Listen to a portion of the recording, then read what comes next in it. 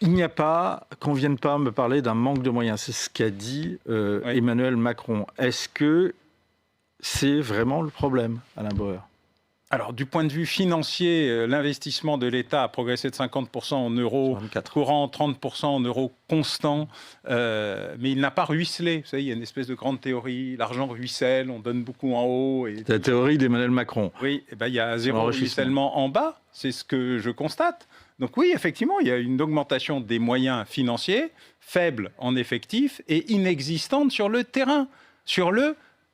Que tous ceux qui expliquent que les moyens sont là aillent les voir. Je ne recommande qu'une seule chose, visite de terrain de tous ceux qui décident en haut pour aller voir ce qui se passe en bas. De quels moyens il manque On va y revenir parce que la question qui est posée par l'affaire Liana, et peut-être certains points d'ailleurs que vous soulevez dans le livre sur Epstein, c'est la problématique de l'investigation.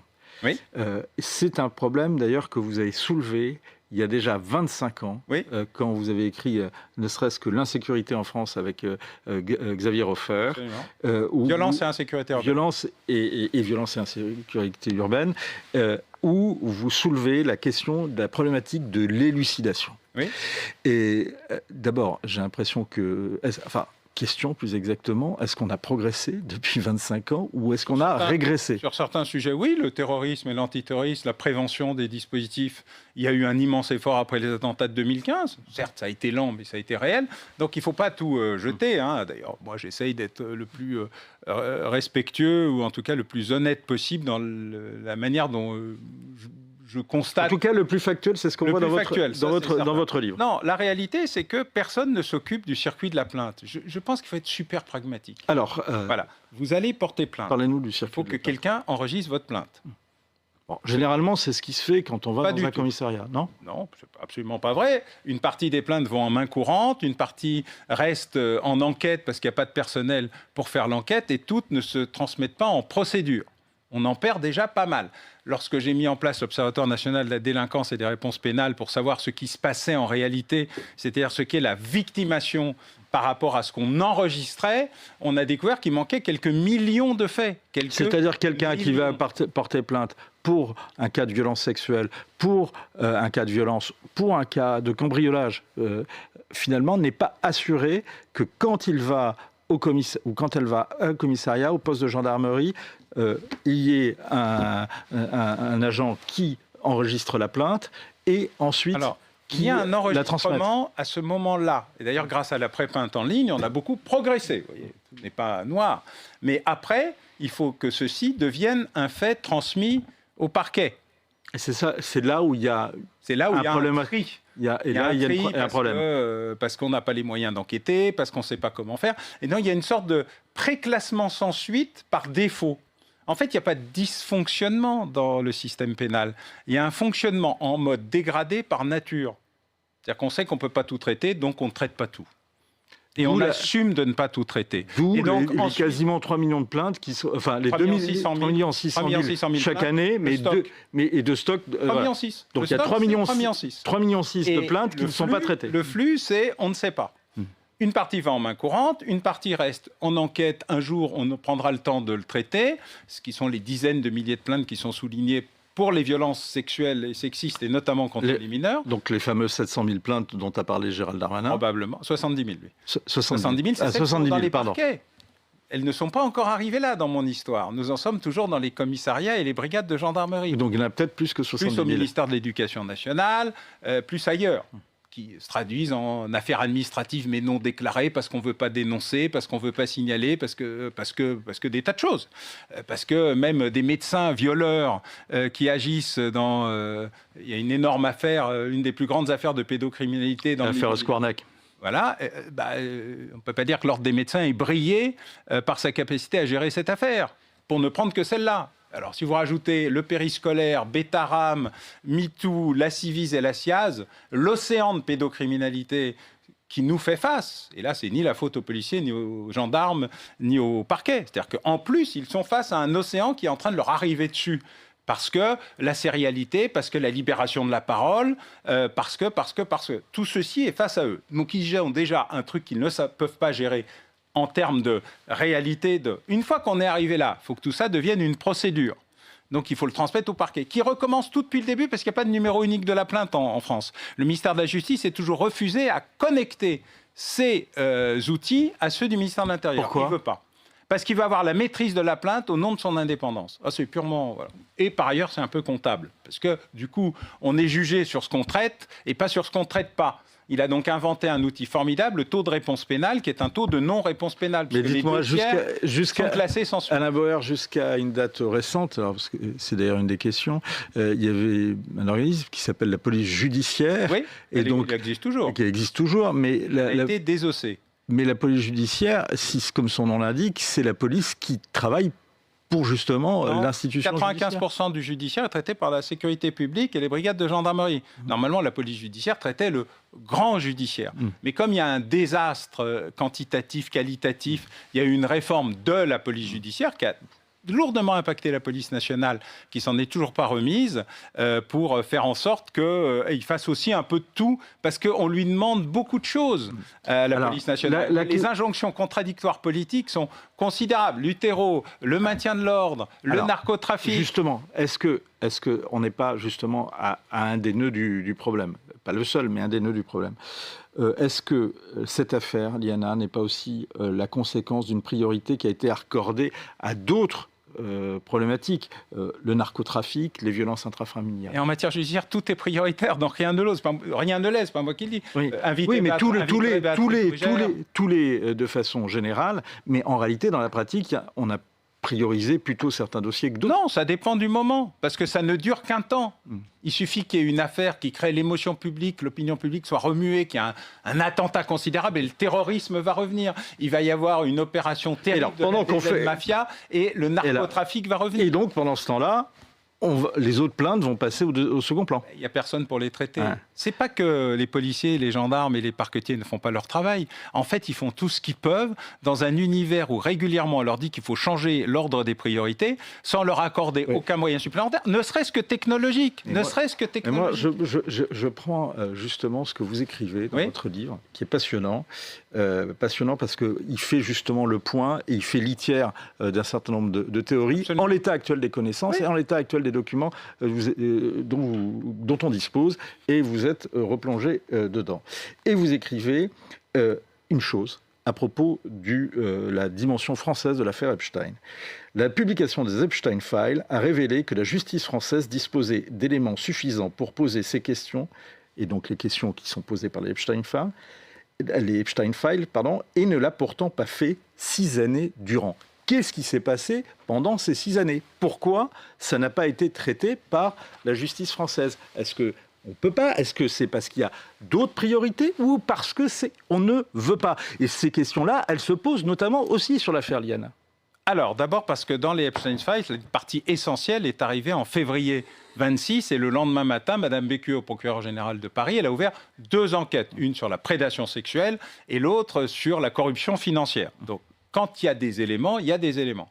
Ce qu'elle avait à l'époque se limitait à l'affaire des mannequins, avec un suicide en prison, dont je vais dire que c'est un vrai suicide. Si on a compris que dans l'affaire Epstein, vous émettez de sérieux doutes sur le suicide de Jeffrey Epstein. Les circonstances sont compliquées.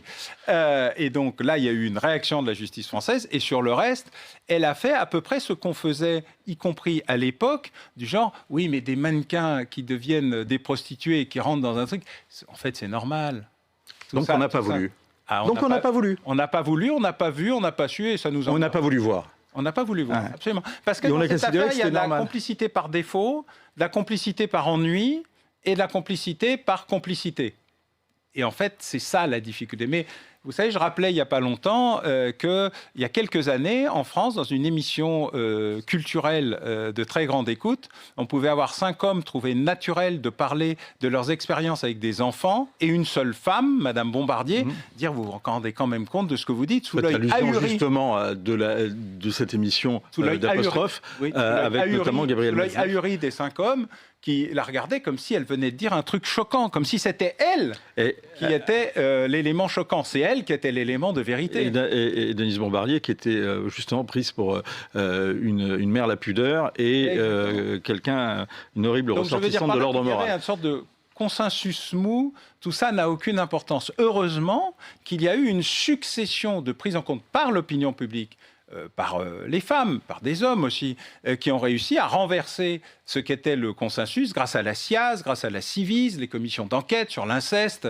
grâce à l'affaire Betaram, grâce à la... Vous vous rendez compte, le périscolaire, c'est 2026. Mais par exemple, justement... Et pourtant, ce sont des affaires anciennes. Est-ce que la question du... Et c'est des questions très anciennes. Et la question du périscolaire, est-ce que c'est pas...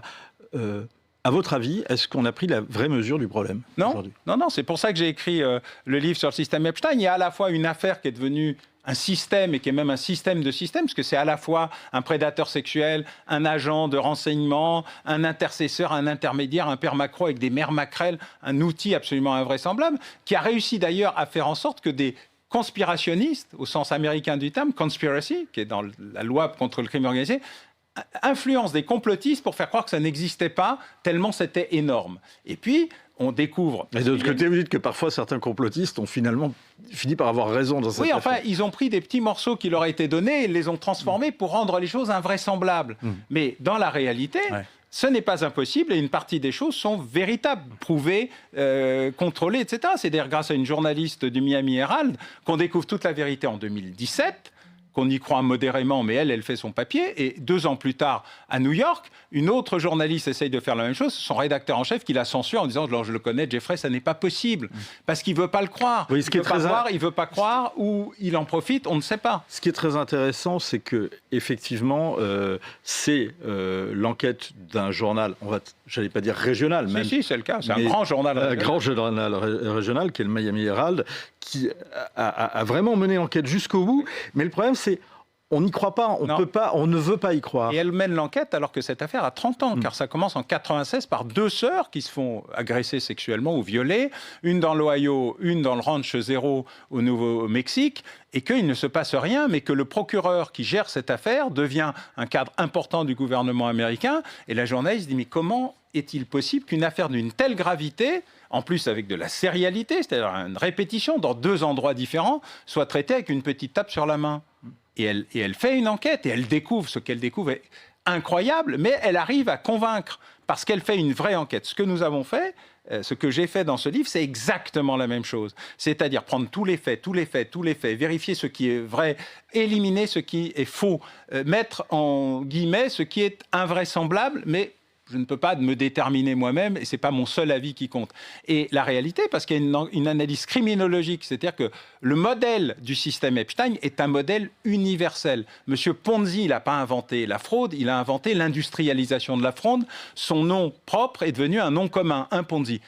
Monsieur Epstein, c'est la même chose.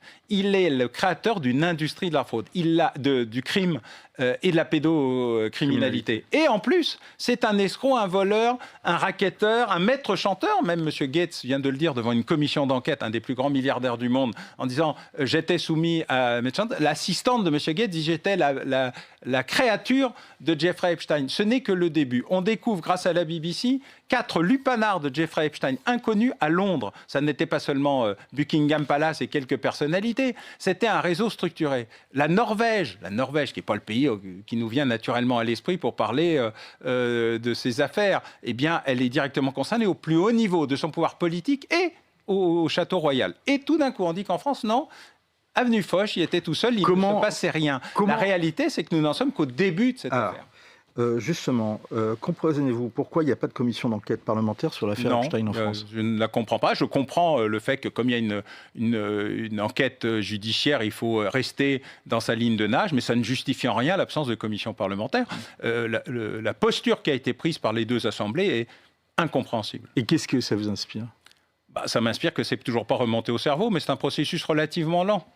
Dernière question, justement, sur l'affaire Liana. Maintenant, qu'attendez-vous de la mission flash ordonnée par Gérald Darmanin, attendue en fin de semaine sur les dysfonctionnements dans l'affaire ? Qu'elle ne fasse pas porter à des seuls individus qui ont peut-être et sans doute commis des erreurs la problématique de la crise systémique qui secoue le système judiciaire. Le fait de les punir, elles ou eux, s'ils ont fait des erreurs, ne réglera en rien le fait qu'une nouvelle affaire Liana ou qu'une nouvelle affaire Rosa ne puisse pas arriver. Ça veut dire qu'il faudrait renoncer à des sanctions Non, pourquoi ? Les sanctions sont légitimes quand on a fait des erreurs personnelles et individuelles, des erreurs de jugement, des erreurs de traitement, mais ça ne réglera pas le problème systémique, comme le dit très bien M. Heitz ou Mme Brugère encore hier.